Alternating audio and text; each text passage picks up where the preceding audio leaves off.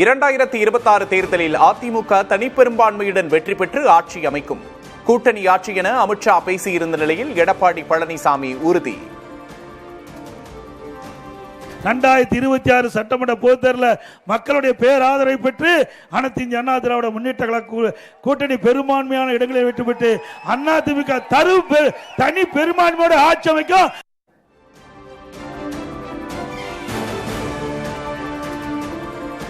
தமிழகத்தின் முதல்வர் வேட்பாளர் எடப்பாடி பழனிசாமி தான். தமிழ்நாடு பாஜக தலைவர் நயினார் நாகேந்திரன் திருச்சியில் பேட்டி.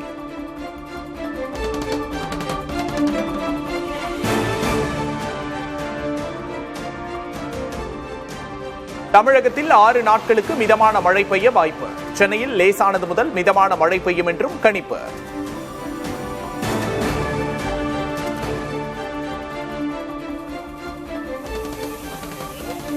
ராஜஸ்தானில் கொட்டி தீர்த்த கனமழையால் பெருக்கெடுத்த வெள்ளம். நிலத்தின் பெரும்பகுதி திடீரென உள்வாங்கி நீர்வீழ்ச்சி போல மாறிய காட்சிகள்.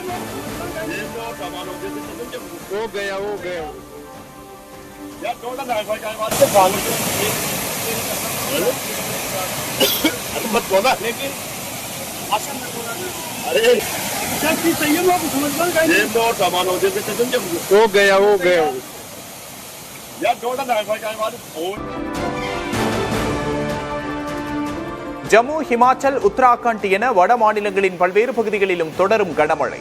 ஜார்க்கண்ட் மாநிலத்தில் வெள்ளப்பெருக்கில் சிக்கி 7 பேர் உயிரிழப்பு.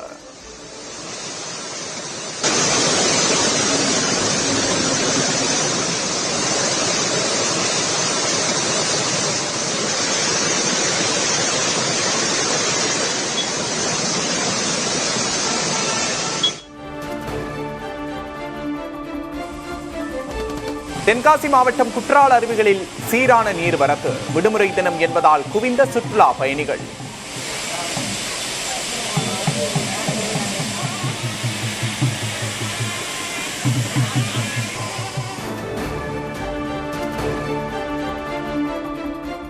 ராமநாதபுரத்தில் 20 இடங்களில் எண்ணெய் கிணறு அமைக்க ONGCக்கு அனுமதி. மாநில சுற்றுச்சூழல் தாக்க மதிப்பீட்டு ஆணையம் சுற்றுச்சூழல் அனுமதி வழங்கி உத்தரவு.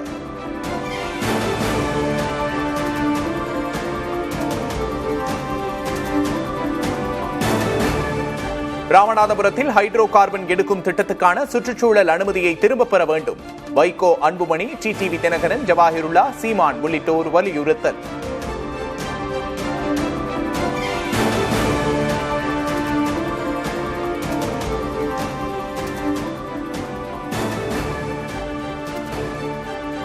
ஒரு நாளும் யாரும் விஜயகாந்தாக மாறிவிட முடியாது என விஜய் குறித்த கேள்விக்கு பிரேமலதா பதில்.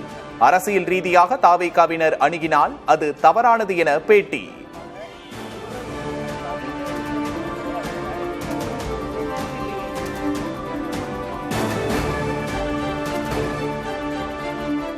சென்னையில் திறந்தவெளியில் நடந்த தமிழ்நாடு திறந்தநிலை பல்கலைக்கழக தேர்வு மையங்களின் எண்ணிக்கை 6லிருந்து 3ஆக குறைக்கப்பட்டதாக குற்றச்சாட்டு.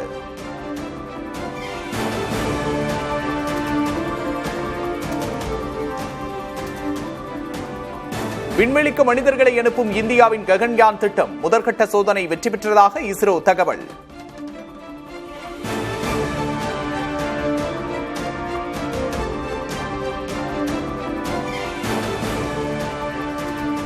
பதினைந்தாவது ஆண்டில் அடியெடுத்து வைக்கும் புதிய தலைமுறை. செய்திகளில் சமரசமின்றி மக்களுக்காக தொடரும் பயணம்.